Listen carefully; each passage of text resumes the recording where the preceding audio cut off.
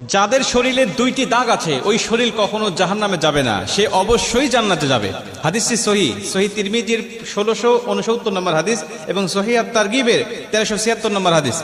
হযরত আবু উমামা রাদিয়াল্লাহু তাআলা আনহু হাদিসটা বর্ণনা করেছেন। রাসূল সাল্লাল্লাহু আলাইহি ওয়াসাল্লাম বলেন, যাদের শরীরে দুইটা দাগ আছে এবং যাদের শরীর থেকে 2 ফোঁটা তরল পদার্থ নির্গত হয় ওই শরীর কখনো জাহান্নামে যাবে না, সে অবশ্যই জান্নাতে যাবে এবং আল্লাহ পাকের কাছে এই শরীরটা সবচেয়ে প্রিয় শরীর। রাসূল সাল্লাল্লাহু আলাইহি ওয়াসাল্লাম বলেন, 1 নম্বর দাগ হলো যে ব্যক্তি জিহাদের ময়দানে আল্লাহকে খুশি করার জন্য, আল্লাহর দ্বীন কায়েম করার জন্য অথবা আল্লাহর সন্তুষ্টির জন্য যে ব্যক্তি বাতিলের মোকাবেলা করতে গিয়ে শত্রু পক্ষের আঘাতে তার শরীরে ছোট্ট একটা দাগও যদি বসে যায়, এই দাগটা কিয়ামতের ময়দানে সুপারিশ করে বা এই দাগটা থাকার কারণে কিয়ামতের ময়দানে আল্লাহ পাক তাকে জান্নাতে দিয়ে দিবে। নবীজি সাল্লাল্লাহু আলাইহি ওয়াসাল্লাম বলেন, 2 নম্বরে ফরজ ইবাদত সমূহের কোন একটি দাগ যদি তার শরীরে দেখা যায়, যেমন নামাজ পড়তে পড়তে সেজদা দিতে দিতে